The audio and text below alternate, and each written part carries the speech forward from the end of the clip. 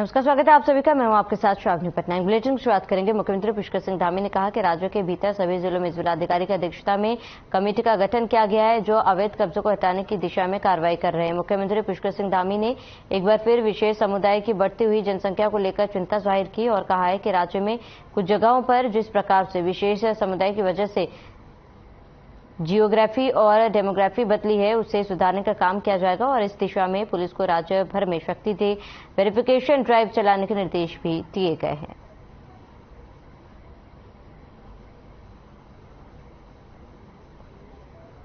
बाहर से आकर बसे हैं और जिलाधिकारी की अध्यक्षता में और वो काम करेगी। इसके साथ साथ जो बहुत सारी जगह पर एक तरह से मैं कहूं कि जनसंख्या का जो अधिक संख्या में हुआ है, ये जियोग्राफिक जो चेंज हुआ है, डेमोग्राफिक चेंज हुआ है, उस पर भी हमने कहा है कि सख्ती से काम करें। जहां जहां पर इस प्रकार का वो हुआ है वहां की रिपोर्ट लें और वेरिफिकेशन ड्राइव पुलिस लगातार चलाएगी और सघन रूप से जो भी लोग बाहर से आकर बसे हैं और सभी जिलाधिकारियों को यह भी कहा है कि जो नई जमीन खरीदने वाले छोटे छोटे प्लाट घर लेने वाले लोग हैं बाहर से आकर, उनका पहले विधिवत रूप से उनका सत्यापन किया जाए, उसके बाद ही जो है अनुमति दी जाए। देहरादून के नरेंद्र नगर में 24 और 25 मई को होने जा रही G20 बैठक के लिए विदेशी मेहमानों के पहुंचने का सिलसिला शुरू हो गया है, जिसके लिए विदेशी डेलीगेट्स का एक ग्रुप जौलीग्रांट एयरपोर्ट पर पहुंचा, जहां उनका पारंपरिक रूप से तिलक और माला पहनाकर स्वागत किया गया। इस दौरान छोलिया नृत्य की पारंपरिक वाद्य यंत्रों पर प्रस्तुति दे रहे कलाकारों को देखकर डेलीगेट्स खुद को ही रोक पाए और उत्तराखंड के गीत संगीत पर कलाकारों संग सुंदर नृत्य किया। सभी मेहमान एयरपोर्ट पर हुई मेहमान नवाजी से काफी खुश और अभिभूत नजर आए।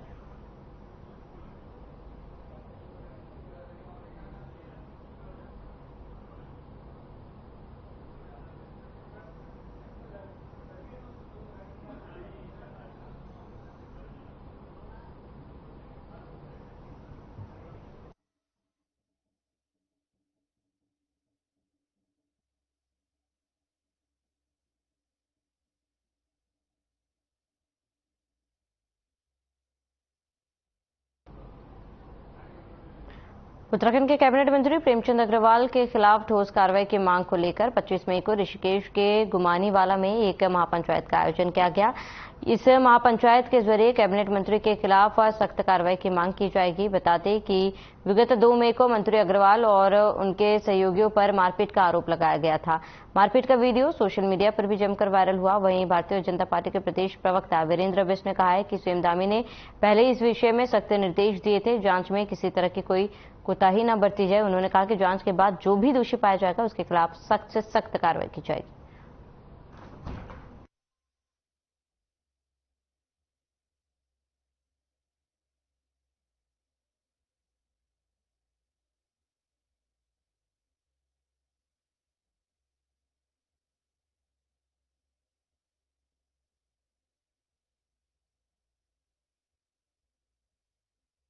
के माध्यम से जो भी हुआ, जो भी देखा, सारी दुनिया ने देखा, सारा प्रकरण जो भी देखा आप लोगों के सामने और पूरी दुनिया के सामने किया गया। जो कि हमारे मंत्री प्रेमचंद अग्रवाल जो कि इसमें विधायक ऋषिकेश के विधायक हैं और केंद्र में मंत्री हैं, उनके द्वारा जो मेरे पति पे मारपीट, एकदम मारपीट जो दोहराने की जरूरत नहीं है, इसे जो आपने देखा मारपीट करके और खुलेआम ये चैलेंज किया गया कि मैं तुझे और तेरे परिवार को गायब कर दूंगा।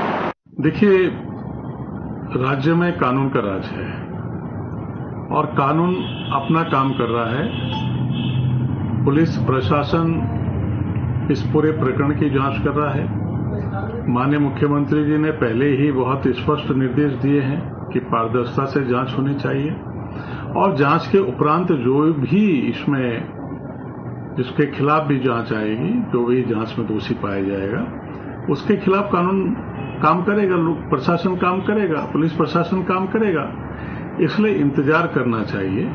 उत्तराखंड के कैबिनेट मिनिस्टर प्रेमचंद अग्रवाल जी द्वारा स्थानीय जो ऋषिकेश के दो युवक हैं सुरेंद्र सिंह नेगी और धर्मवीर प्रजापति, उन दोनों के ऊपर मार पिटाई की गई, जानलेवा हमला किया गया।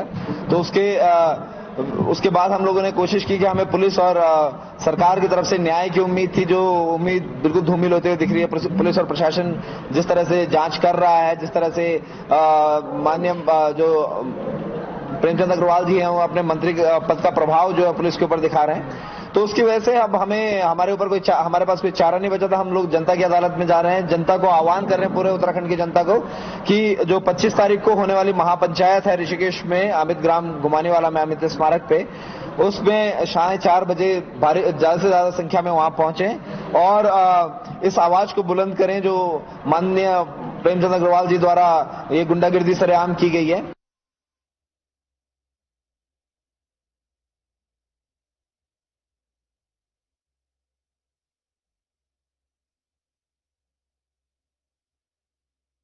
हरिद्वार के रोशनाबाद स्थित नवोदय नगर में 7 दिनों तक चलने वाली भागवत कथा की शुरुआत की गई है। कथा को सुनने के लिए हजारों की संख्या में स्थानीय बढ़ चढ़कर भगवत कथा को सुनने पहुंच रहे हैं। कथावाचक उमेश शास्त्री का कहना है कि जो व्यक्ति भगवत कथा को सुनता है उनके सभी कष्ट दूर हो जाते हैं, और जो व्यक्ति भगवत कथा सुनने नहीं आ पाते और अगर वो अपने मन में भगवत कथा सुनने की इच्छा जाहिर करते हैं तो भगवान श्री कृष्ण अपने भक्तों की सारी मनोकामना पूर्ण करते हैं।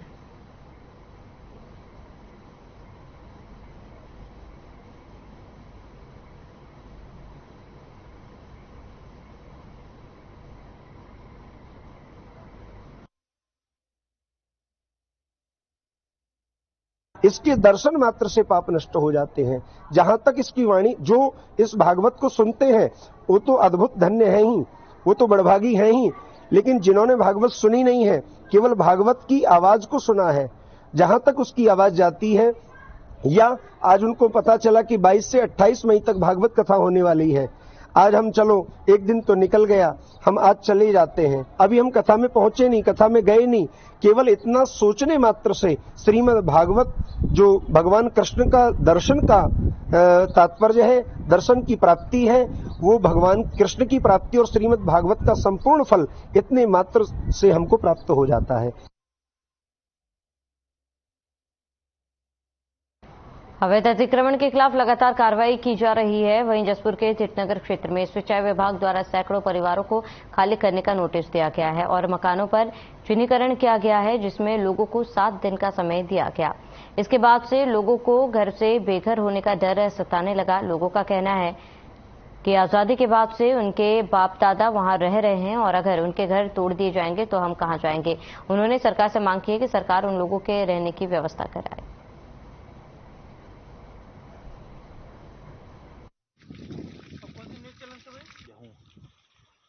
इंदर कौर से रह रहे हैं हम यहाँ, देश आजाद हुआ है, नोटिस दिया गया कि आप तुम यहाँ से चले जाओ। जाएंगे, हमारे बच्चे कहाँ जाएंगे। मांग हमारी है, हमें जहाँ बैठे हम यहीं बैठे रहेंगे, हम नहीं जाएंगे कहीं भी, चाहे कट जाए चाहे फिट जाए, कुछ भी हो। जब से देश आजाद हुआ है तब से हम यहीं हैं, इसी जगह पर, हमारा जन्म भी इसी जगह पर हुआ है। लगभग 48 साल मेरी उम्र हो गई है। हमारे पूर्वज भी यहीं पर रहे हैं और सरकारें आती जाती रही हैं, सब आश्वासन देते रहे हैं, लेकिन ये सरकार आई है तो अब यहाँ से हमें जो है नोटिस आ गए, और इससे पहले भी आए थे, और ये लोग अब निशान लगा गए लाल रंग का कि इन्हें यहाँ से 7 दिन का समय दिया गया है, नोटिस का 7 दिन का। मांग हमारी यह है कि अगर सरकार हमें, यहाँ इतने लोग हैं, इतने परिवार हैं, बहुत सारे परिवार हैं, हम यहाँ पर कम से कम भी 5-6 हजार परिवार मतलब लोग हैं यहाँ पर। अवैध अतिक्रमण पर कार्रवाई जारी है। सैकड़ों घरों को खाली करने का नोटिस भी जारी किया गया, जहां मकानों पर चिन्हीकरण कर दिया गया है और जहां जहां अवैध कब्जा किया गया वहां पर उन लोगों को नोटिस भी दे दिया गया है कि जल्द से जल्द इन मकानों को खाली किया जाए।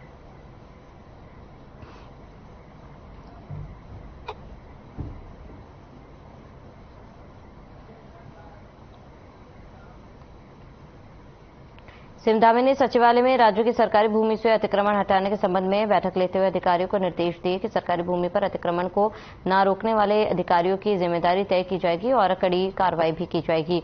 वही सरकारी भूमि में से विशुद्ध रूप से अतिक्रमण हटना है। जिन शत्रु संपत्तियों की अभी तक जिला प्रशासन द्वारा अपने अधीन नहीं लिया गया है, उन्हें शीघ्र अपने अधीन लिया जाए। जिन शत्रु संपत्तियों को अपने अधीन लिया जा चुका है, उनमें क्या पब्लिक प्रोजेक्ट बन सकते हैं, इसका प्रस्ताव भी जिलाधिकारी द्वारा शीघ्र शासन को भेजा जाए। सभी जिलाधिकारी अपने जनपदों की अवशेष शत्रु संपत्तियों का जल्द चिन्हीकरण कर आवश्यक कार्रवाई भी करेंगे। वहीं अधिकारियों ने जानकारी देते हुए बताया कि वन विभाग द्वारा 455 हेक्टेयर क्षेत्र में अवैध अतिक्रमण को हटाया जा चुका है।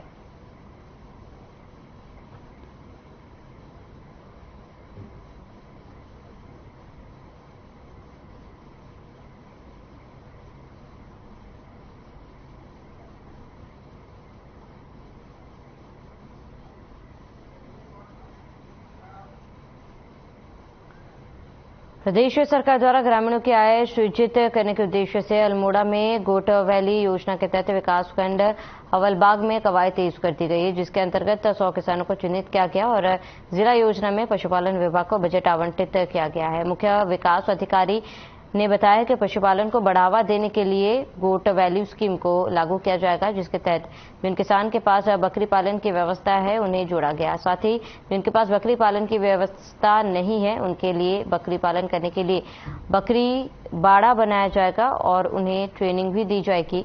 इस योजना के उद्देश्य किसानों आय को बढ़ाना है, जिससे किसानों को लाभ मिल सके और पलायन पर अंकुश लग सके।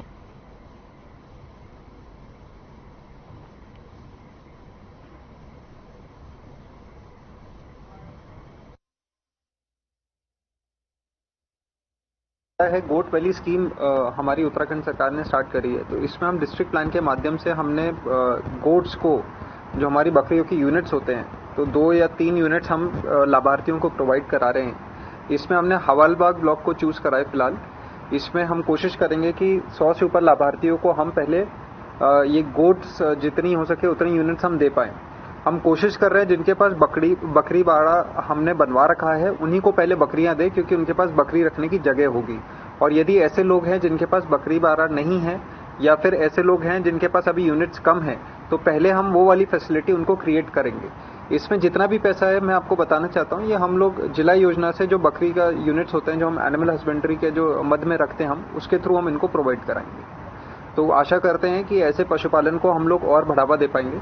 साथ ही साथ हम ये भी कोशिश करेंगे कि इसका जब हम गोट वैली का प्रोजेक्ट हम लेकर आए उधर, तो उसका कन्वर्जेंस करा सके हम वेरियस एक्टिविटीज के, चाहे वो एनआरएलएम की हो, चाहे हमारी एग्रीकल्चर की हो, चाहे फिशरीज की हो, ताकि जो आय में वृद्धि है वो उनकी कंपाउंड हो।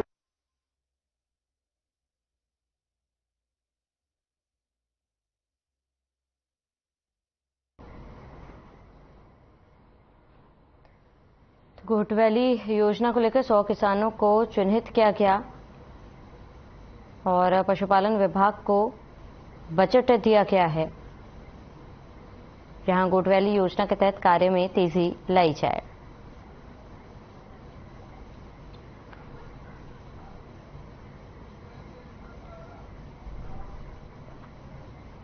बाजपुर कोतवाली पुलिस ने लूट की घटना को अंजाम देने के आरोप में 2 आरोपियों को गिरफ्तार किया। पुलिस को दोनों आरोपियों के पास से घर से लूटी गई नकदी सहित अन्य सामान बरामद किया है। पुलिस ने दोनों आरोपियों के खिलाफ मुकदमा दर्ज कर उन्हें जेल भेज दिया गया है। बताते हैं कि बाजपुर के ग्राम हरिपुरा निवासी सरजीतो बाई ने बरहनी चौकी पुलिस में तहरीर देकर बताया कि सुबह 3 बजे इसके घर में 2 युवक घुस गए जब और उसके पर्स में रखी 23,500 रुपए की नकदी और उसके पति का आधार कार्ड लेकर फरार हो गया। वहीं पुलिस ने संजय डोभाल और चेतन भट्ट को ग्राम हरिपुरा जबरान निवासी संजय के घर से गिरफ्तार कर लिया है। सीओ भूपेंद्र सिंह भंडारी ने बताया कि दोनों युवक नशे के आदी और नशे की पूर्ति के लिए लूट की घटना को अंजाम दिया जाता है।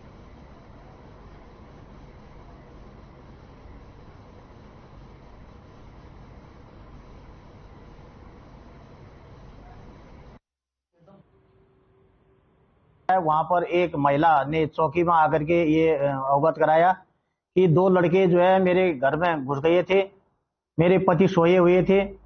जब उन्होंने मेरे घर में जो है वो दरवाजा खोला तो मेरी नींद खुल गई। जब मैंने देखा तो उसमें 2 लड़के जो है हमारे घर के अंदर से वो एक पर्स जिसमें जो है 23,500 रुपये रखे थे तथा हमारी वोटर आईडी और जो है आधार कार्ड लेकर के वो गए, जिसमें से मैंने एक लड़के को पहचान लिया।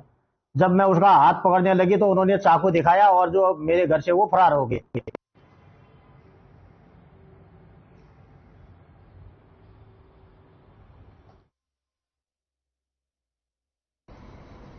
लालकोतराई केंद्रीय वन प्रभाग के टाड़ा रेंज की वन विभाग टीम ने नेशनल हाईवे प्रशासन और पुलिस की मौजूदगी में वन भूमि पर हाईवे किनारे बने 2 धार्मिक स्थलों को जेसीबी से ध्वस्त कर दिया। वहीं दोनों ही धार्मिक स्थल लगभग 40 से 50 साल पुराने बताए जा रहे हैं।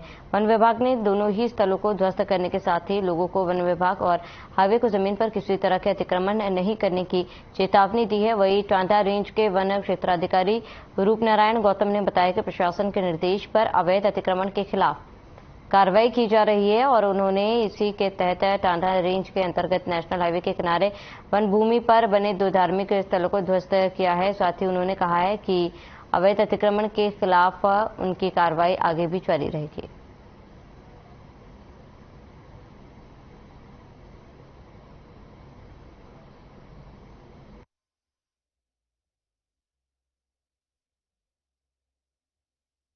हमारे पास तो जैसे जो टांडा रेंज है इसमें 2 ही धार्मिक स्थल थे जो इनको आज ध्वस्त किया जा रहा है और अतिक्रमण है इनको हटाया जाएगा। और भी चिन्हित किया जाएगा? हाँ, कुछ अतिक्रमण क्षेत्र है जिनको चिन्हित किया जाएगा और शीघ्र उनको हटाया जाएगा। सुरक्षा की दृष्टि से किस प्रकार से सहयोग लिया जा रहा है पुलिस को? देखिए, पुलिस प्रशासन हमारे साथ है, पन्नगर थाना पुलिस, उधम सिंह नगर की पुलिस और पीएससी के सारे कर्मचारी अधिकारी हमारे साथ हैं। ये एनएच के अधिकारी हमारे साथ हैं। ये जो मस्जिद और ये मंदिर है एनएच की एरिया में आ रहा है, आप उसका नेतृत्व कर रहे हैं, ये उनके द्वारा कार्रवाई की जा रही है।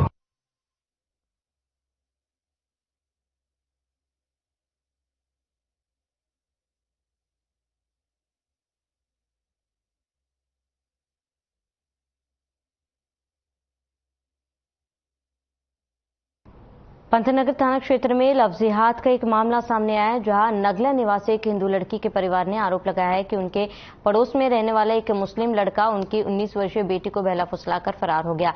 लड़की के परिजनों ने थाने में तहरीर देकर कार्रवाई की मांग की, लेकिन 2 दिन बीत जाने के बाद भी पुलिस लड़की को बरामद नहीं कर सकी, जिसके चलते परिवार में डर बना हुआ है। वही मामले की जानकारी मिलते ही भारतीय जनता पार्टी किसान मोर्चा के प्रदेश मंत्री कमल मुनी के नेतृत्व में पहुंचे दर्जनों हिंदूवादी नेताओं ने थानाध्यक्ष राजेंद्र सिंह डांकी से मुलाकात की, जिससे उन्होंने थानाध्यक्ष से कहा है कि मामले में किसी तरह की लापरवाही न बरती जाए और मामले को गंभीरता से लेते हुए जल्द ठोस कार्रवाई की जाए। और उन्होंने चेतावनी दी है कि अगर जल्द ही आरोपी युवक के खिलाफ ठोस कार्रवाई कर हिंदू युवती को जल्द तलाशा नहीं किया गया तो क्षेत्र के सभी हिंदू संगठन उग्र आंदोलन को बाध्य होंगे, जिसकी जिम्मेदारी पुलिस प्रशासन की होगी। तो लफ्जिहात का मामला, जहां हिंदू लड़की को लेकर फरार हुआ मुस्लिम लड़का, 2 दिन बाद भी नहीं लगा लड़की का पता।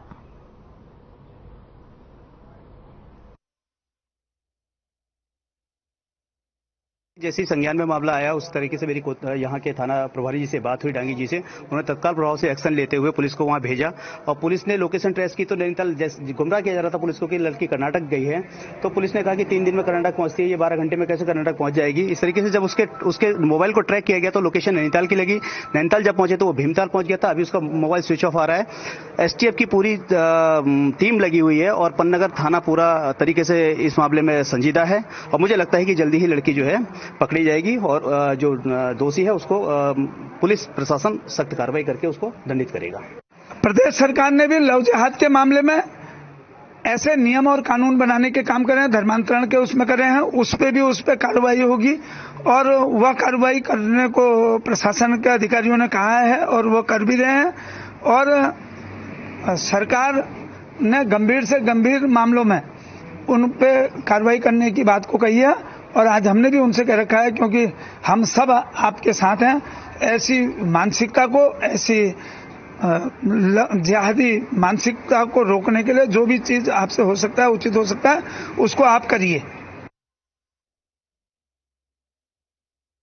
आगामी विश्व पर्यावरण दिवस के तहत भारतीय डाक विभाग के निर्देशानुसार रामनगर उप डाकघर में पोस्टमास्टर गुलजार हुसैन के नेतृत्व में डाक कर्मचारी ने उप डाकघर परिसर में विभिन्न प्रकार के पौधे लगाए, जिसमें चमेली, गेंदा, रात की रानी, सूरजमुखी आदि का प्रजातियों के पेड़ लगाए गए। साथ ही डाक विभाग के कर्मचारियों ने पर्यावरण को बचाने की शपथ ली।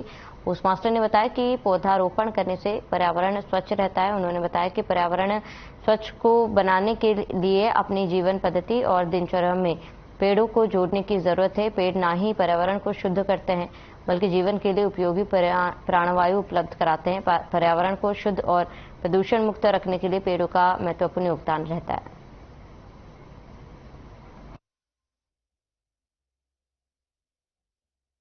जून को विश्व पर्यावरण दिवस है। उसी उपलक्ष्य में डाक विभाग की ओर से विभिन्न कार्यक्रम आयोजित किए जा रहे हैं।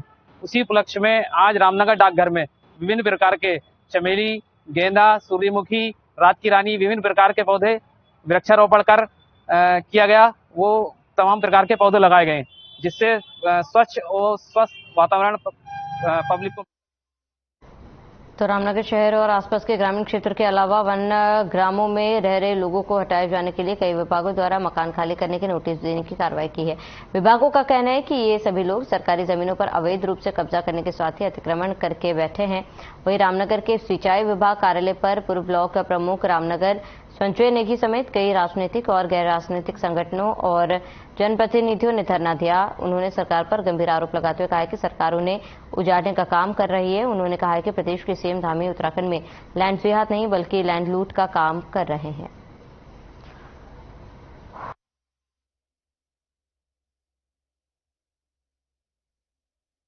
घरों को तोड़ने का जो नोटिस दिया गया है, उस नोटिस से पूरे रामनगर में भूचाल सा आ गया है और लोगों का दिन रात का चैन जो है उड़ गया है, जिसको लेकर 4-5 दिन से यहाँ पे हम लोग एक संयुक्त गैर राजनीतिक दल बनाकर हम लोगों ने यहाँ पर धरना प्रदर्शन शुरू किया। जिसके क्रम में पहले दिन हमने डीएफओ कार्यालय में ज्ञापन दिया, तहसीलदार को ज्ञापन दिया, एसडीएम साहब को ज्ञापन दिया।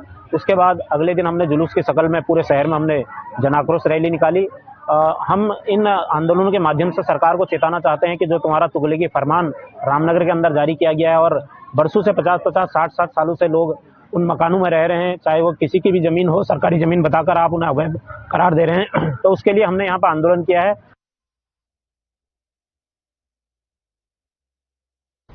रुड़की नगर निगम की टीम ने अवैध कब्जादारों पर बड़ी कार्रवाई करते हुए 33 शटर पर ताले लगाए। रुड़की नगर निगम के मुख्य नगर अधिकारी विजयनाथ शुक्ला ने बताया कि इन लोगों द्वारा नगर निगम की जमीन पर कब्जा किया हुआ था, जबकि न्यायालय से भी नगर निगम के पक्ष में फैसला आया हुआ है, जिसके तहत लोगों को नगर निगम की संपत्ति खाली करने को काफी समय दिया गया था। उसके बावजूद इन लोगों ने नगर निगम की संपत्ति से कब्जा नहीं हटाया और इसीलिए उन पर कार्रवाई करते हुए 33 शटर में ताले डाले गए हैं। वहीं एक पीड़ित ने बताया है कि उनके पास बेनामे के साथ हाउस टैक्स और बिजली की रसीद भी है और अगर यह संपत्ति अवैध है तो हाउस टैक्स क्यों जमा हो रहा है।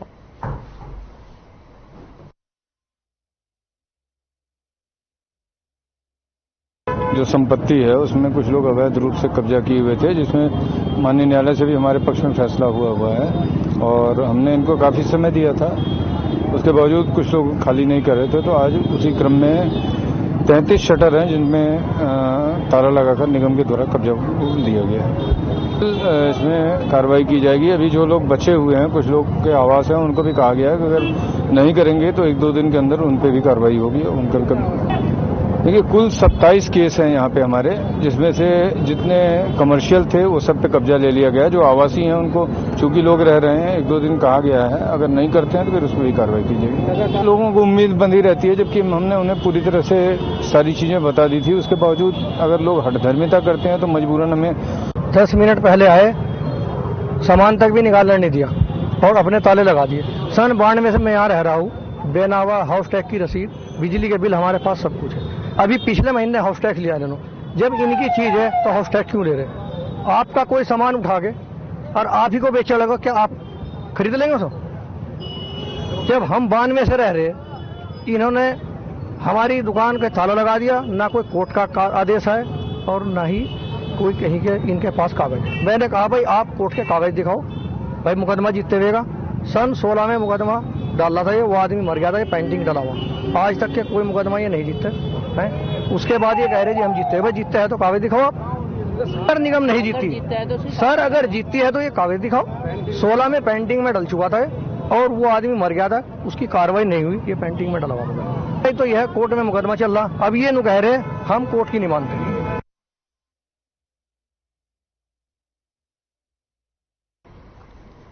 तो नगर निगम 33 शटर पर ताले लगाए गए हैं और हाउस टैक्स देने के बाद भी शटर बंद कर दिया गया, जिसके लिए लोगों में रोष है।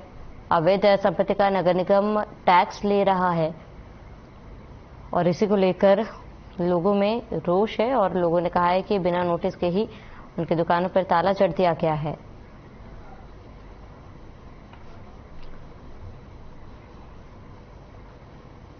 मुख्यमंत्री दामे के प्रदेश में चलाए जा रहे अतिक्रमण के खिलाफ अभियान को लेकर अब मुख्यमंत्री ने जनपद के अधिकारियों को और तेजी लाने के निर्देश दिए, जिसको लेकर जनपद अल्मोड़ा में इसकी कार्रवाई शुरू कर दी गई है। वहीं प्रभारी जिलाधिकारी अंशुल सिंह ने बताया है कि जनपद में अतिक्रमण को लेकर उप जिलाधिकारी के नेतृत्व में एक टास्क फोर्स बनाई जा रही है। उन्होंने बताया कि अभी तक 4 जगह अतिक्रमण हटाए गए हैं और बाकी के लिए गहन जांच की जा रही है।